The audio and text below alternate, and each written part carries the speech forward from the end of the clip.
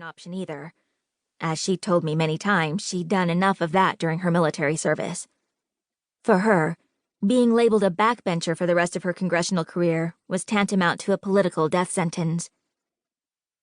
Behind me, a deep voice said, "I agree with Kit. Let's stay the course." I turned around to face my immediate supervisor, Dan, the chief of staff. A few years younger than me, Dan was a nice guy who meant well. Unfortunately, the kind words ended there. He came to Washington with Maeve and knew her congressional district like the back of his hand, but he understood almost nothing about policy and Congress. It was a constant battle to educate him about how politicians operated and the distinct culture of Capitol Hill. I was a newbie to the House of Representatives, but at least I knew how a bill became a law. Dan struggled with the most basic schoolhouse rock version of events. Dan looked as if his brain had been wiped clean. His eyes were round with panic. He hadn't bargained for a government shutdown when he left North Carolina for Washington. He moved closer so that Maeve couldn't hear his whispered question. "What should we do next?" "Dan, doesn't it make sense to issue the press release?" I used my regular speaking voice. Maeve should know her top 8 had no clue about handling a political crisis. "Right. I'll make sure that gets done." He sped down the hallway toward his small private office. I hoped he knew how to email the release to our important press contacts, but I had my doubts. Yesterday, I overheard him ask his iPhone, "Siri, what is a government shutdown?" I pretended I hadn't overheard. Ignorance is bliss, especially in Washington, D.C. All staffers in the Dixon office were working tonight, but tomorrow would be an entirely different story.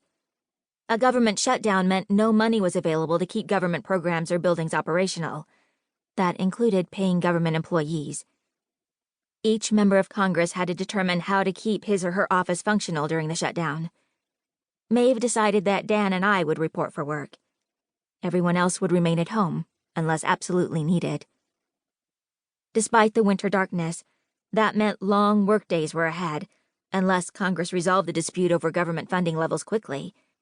With deeply entrenched views on both sides of the aisle, it was unlikely that this fiasco would be short-lived.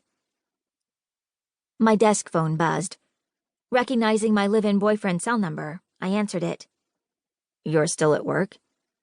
"Good evening to you, Doug. Happy government shutdown." "Sorry," he muttered. "I wanted to check because I'm headed to bed soon. Are you going to stay there all night?" "No, I'm going to leave as soon as Maeve decides to call it a day. I'll see you soon." "Okay, great. Bye." A click was followed by a dial tone. The conversation with Doug was par for the course, lately at least. I'd been at my job with Maeve for 6 months now. Working for a newly elected freshman member of Congress had proven more time-consuming than my previous position with elder statesman Senator Lyndon Langsford.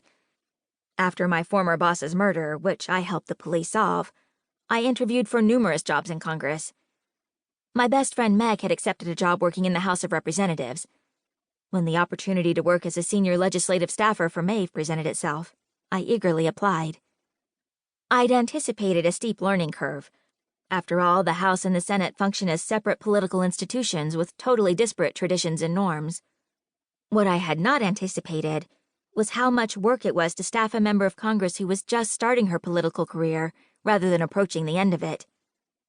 As a military veteran with no track record, she had to consider every vote she made and position she took with the utmost care. Her constituents in North Carolina were watching her every move. She represented a swing district, which meant her seat frequently changed hands between the two political parties due to the evenly divided voting electorate who resided there. Doug hadn't quite adjusted to my new 24/7 responsibilities. He was a history professor at Georgetown, and between my work and his attempts to finish yet another book, our recent time together had been limited to hastily shared late-night dinners or abbreviated stilted phone calls. His increasing detachment should have been causing me considerable concern, but this wasn't the time to focus on it. I glanced at my email inbox.